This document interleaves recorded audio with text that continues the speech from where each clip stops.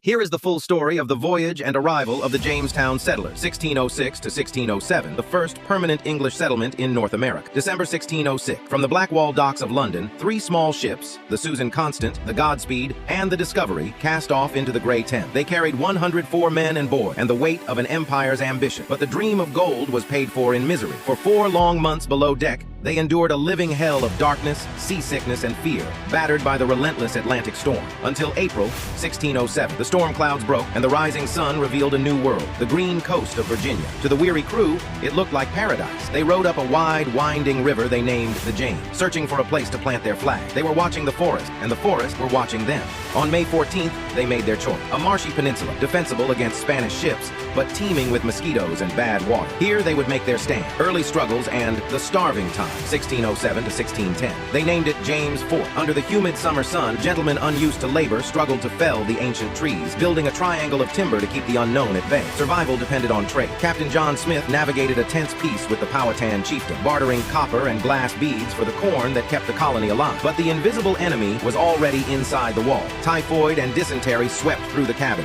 Men burned with fever, crying out for water that only made them sicker. Chaos threatened to destroy them until Smith took command. He stood before the gentlemen and the laborers alike and laid down a harsh new law. He who shall not work shall not eat. Then Smith was injured and forced to leave. The winter of 1609 descended. The Powhatan laid siege, and the snows fell. This was the starving time. The fort fell silent. Civilization crumbled. Gaunt figures huddled over dying fires, gnawing on shoe leather, desperate to survive just one more night. Of 500 settlers, only 60 would see the spring. The turning point. Brown gold, 1610 to 1618. June 1610. Just as the broken survivors prepared to abandon Virginia forever, the tide turned. Lord Delaware's relief fleet appeared on the horizon, bringing supplies, men, and a command to return. But the colony needed a purpose. A settler named John Rolfe found it in the soil. He experimented with a sweet strain of Caribbean tobacco. It wasn't the gold they came for, but it would make them rich. Suddenly, Jamestown was booming. Fields of brown gold stretched as far as the eye could see. The colony was no longer just surviving, it was growing. Peace was sealed at the altar. In 1614,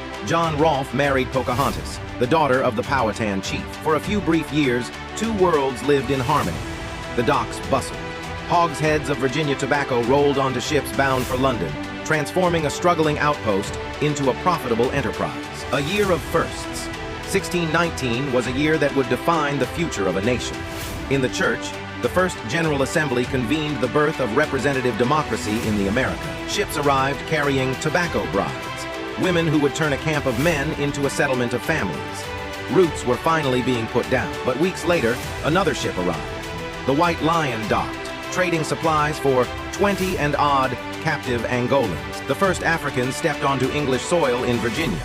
In the tobacco fields, a paradox took root. As the English expanded their own freedom, they began to weave the dark threads of slavery into the fabric of the New World. Later, history and decline.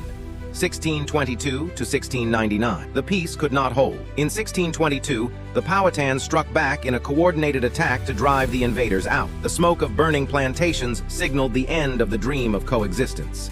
Yet, the colony endured. By 1650, Jamestown was a brick town, the capital of a growing royal colony, wealthy and established. But tyranny breeds rebellion. In 1676, a planter named Nathaniel Bacon rallied the poor and the angry against the elite rule of Governor Berkeley. The square filled with torches. Brother turned against brother. Bacon's men put the torch to the capital. For the first time, Jamestown burned at the hands of its own people. The town never truly recovered. In 1699, the government moved to the healthier high ground of Williamsburg. Wagons carried away the life of Jamestown, leaving it to the ghosts. Jamestown abandoned and rediscovered, 1750 to today. Nature reclaimed the island. For centuries, the old church tower stood alone, a crumbling sentinel watching over the river, the history buried beneath the vines, until the digging began. Modern archaeologists returned to the soil, peeling back the layers of time to find the fort that many thought had washed away. They found the truth in the bone. The discovery of Jane, a young girl from the starving time, proved the horror of those dark winter nights. Today, the Archaearium displays the tools of their survival and the weapons of their destruction, telling the story of 3 cultures that collided here. Jamestown. It is no longer a ruin, but a place of remembrance. Here, at the edge of the river, we stand where modern America began in all its courage and all its tragedy.